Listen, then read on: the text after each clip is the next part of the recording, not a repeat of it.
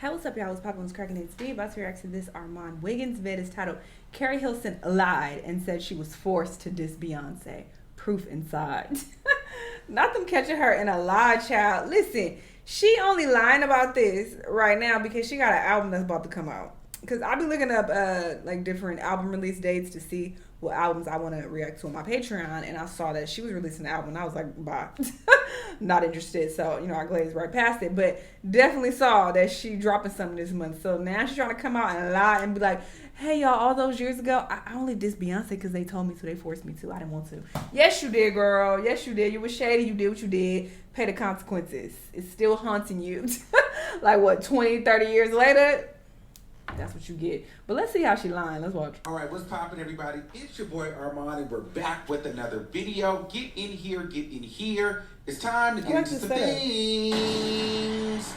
All right, so Keri Hilson, she is coming back with her third album. It's been a long time. It's been at least since about 15 years since Keri Hilson was on the scene with music, after her whole debacle with Beyonce. Dissing Beyonce, that was pretty much the end of her, Keri Hilson's career. I think she did a small stint on Love and Hip Hop, but outside of that, really, we never really heard much from her. What I city? Think she still writes for people, that. but she was under a rock for a while. But now she's back. She's promoting her song "Bay."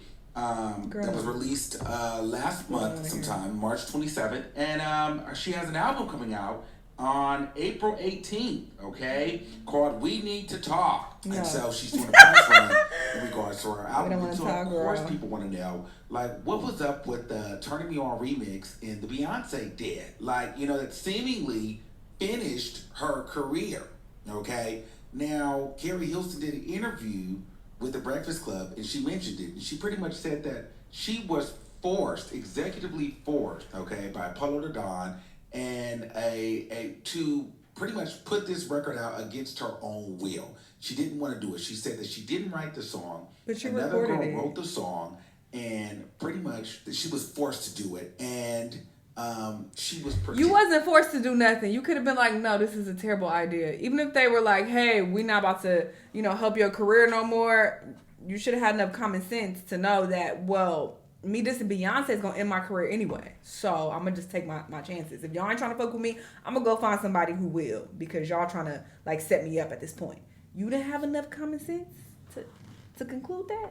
Protecting them for all of these years because she didn't want to do it. But she had to. She didn't like it. She wrote her own version. But she didn't know what she had no choice. She just had to do it because she wanted to save her career. Because she was pretty much threatened that if she didn't do it, she would have no career. So let's listen to a little bit of what she had to say on that. It's a regret. It's a regret, but not in the way that people would think, because that's a song that I actually did. Those are not my words. I was on tour. Polo wanted me to do a remix to Turning Me On. Mm-hmm. He had produced the record, and I wasn't, because I was on tour with Lil Wayne. I wasn't able to lay anything down. He had been on me for a couple weeks about we need to do a remix. Okay, so I take off. It wasn't happening quick enough for him. I take off, we fly in, and he had another writer in our camp at the time. He had her write this, so he played it for me, this is the remix, because I'm thinking I'm coming in to go write a remix to Turn Me On, The whole time I've been writing concepts, but I come into the studio and he plays me this verse, and I'm like, automatically, I'm like, I'm not saying that. That was my position. So I tried to fight him on it, and I began writing my own. That's what I did with my time there, but I want to be careful with the word I use. See, be careful, because you're going to lie. It was quite forced. In an executive artist way? Yeah, in an executive artist way only.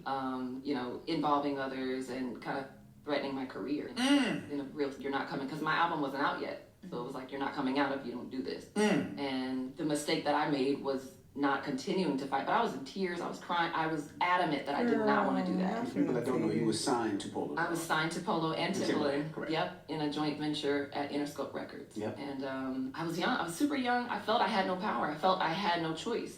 But I did record my version, which had nothing like that in it. It was on subject, the song is about men. And it leaked like days after I did it, but he promised me that wouldn't happen, so it leaked. And that was that, and I protected the girl that wrote it, who went on to become famous. I protected everyone in the story, so I had to eat that. I had to eat that, and I am still eating it to this day. But that is definitely a regret of not fighting even stronger back. Again, when your career is on the line. Okay, so she said she protected him. So that's where people are going to find the caveat in the lie. Because she did an interview where she said the song wasn't leaked. She said she wasn't forced, and it was something that she wanted to do and wanted to say. Now let me play you this video where she admits that she said what she said. And I'm sure her response to this would be, well, I was lying back then because I was trying to protect everybody. But it's like, how do we know you're telling the truth now? That's the problem with when you start lying. It's like nobody is going to believe anything you say at that point. And I just don't believe it. Keri Hilson, you know when I'm chilling in LA, I gotta be with my girl Debbie Devin, Hard Knock TV. So I have to ask you a question. This is a must-ask follow. I'm sure.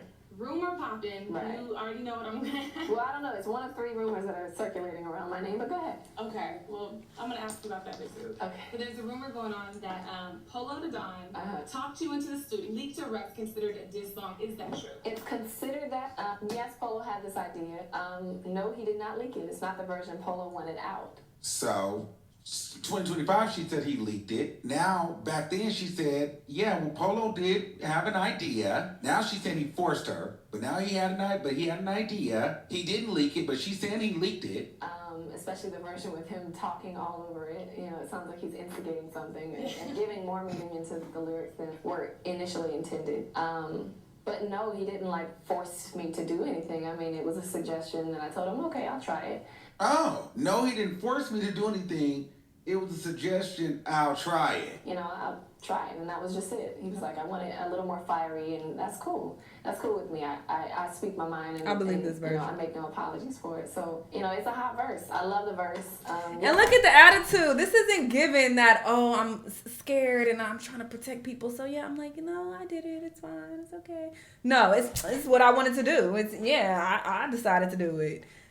He was cool with it. I was cool with it. So I'm like, yeah, I'll try. Like, that attitude and demeanor is giving that you know what the fuck you did and you was behind it, and yeah. Heard specific names being brought up. No, it's not about that. No, that was not where the energy was. I'm not retracting or feeling some kind of way about how people feel that I'm doing, that I did this. I'm not, I guess that's the only way I could say it. I'm not retracting. It's just that was never the energy behind it. Okay.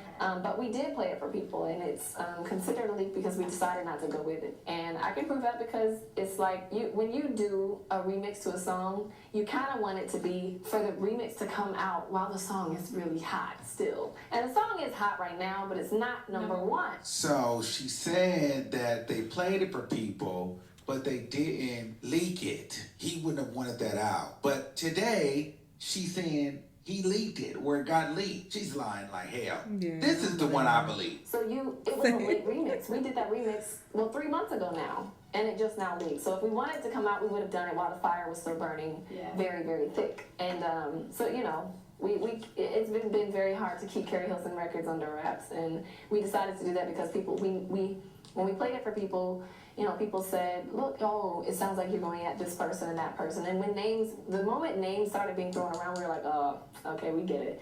That's not what we wanted to accomplish. It was so obviously about I did want to address the haters and the hatred that I've had pretty much my whole entire career in music. Yes, there have been so many people that have tried to turn me off. And I said, you know what? I want to take that meaning of the song.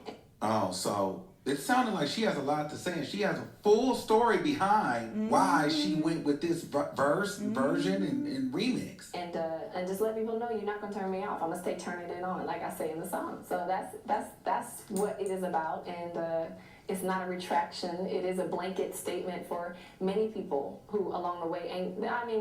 No one's gonna give it to you on a silver platter. You gotta take it, and that's what I'm doing. So that's what it's about. Ciao. Yeah, I believe this. Okay. Now you tell me, did that seem like a woman who was forced or pressured into, going at Beyonce, or does it seem like she was feeling like she was on top during that time, but she was feeling confident and cocky, and she felt like, listen, I'm up next, I said what I said. I'm gonna send my shots. if I'm being honest with you, I think she's feeling like she was forced now because it didn't play in her favor. If this would have played out the way she wanted it to play out, she still would have been, feeling like how she felt when she originally, went there and put it out. Right. Yes, they got some feedback from it, but she was wanting to go at him. This didn't seem like a woman that was just so nervous about her career. I mean, that's a really good point too, and that's really annoying because if it did play out how she wanted and her career continued to thrive, she would never have come out and been like, well, they told me to do that. No, you would have been like, yep, I did that. Ate that. So I don't want to hear this bullshit now because I'm about to come out, girl. Bye. She had paying you developed dust. her own like Beyonce paid you dust all these years. She never even replied. How embarrassing. Storyline with it. Hell, if she's that great of an actress, she should be in movies because she was very convincing. You couldn't have told me that she pretty much its career was on the line. She had no choice but to put that out. If she didn't put that out, she would have been shelved for life because hell, she looked very comfortable, very seated. She knew what she was doing, and to me, she like seemed frowning like she her was in face. on it. So, Exactly. Shanell, I don't know. Like, listen, I'm a Keri Hilson fan. I love Keri Hilson. I loved all her projects. She's a beautiful artist, beautiful woman. But girl, let's just Gorgeous keep girl, but the thing didn't play in your favor. They went on to continue working. It's been a struggle for you, and now you're coming out and pulling a sympathy card, girl. You were in on it. You were in on that too because you're changing your whole tune from then to there. Now, I get people are going to say, well, she was protecting him. She was protecting him.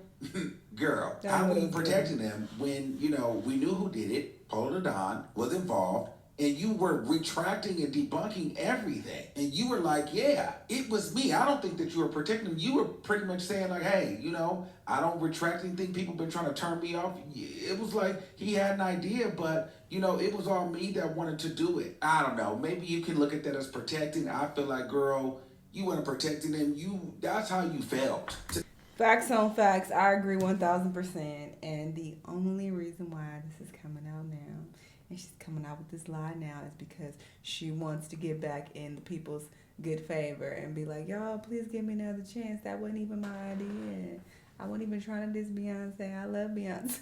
No, she didn't say that. I mean, she probably could have sprinkled that in for a little extra razzle dazzle. Maybe that would have helped her a little bit, gave her a few more streams. But yeah, she just wants to lie about it now. I don't believe it. But obviously, I don't have an issue with this woman. I don't care. I'm just being messy. I don't give a fuck about Keri Hilson. I mean, I'm not a fan of her music just because I never really cared for it. I just never thought it was that good. But, I definitely was side-eyeing her because I'm like, girl, if you come for the queen, you better not miss.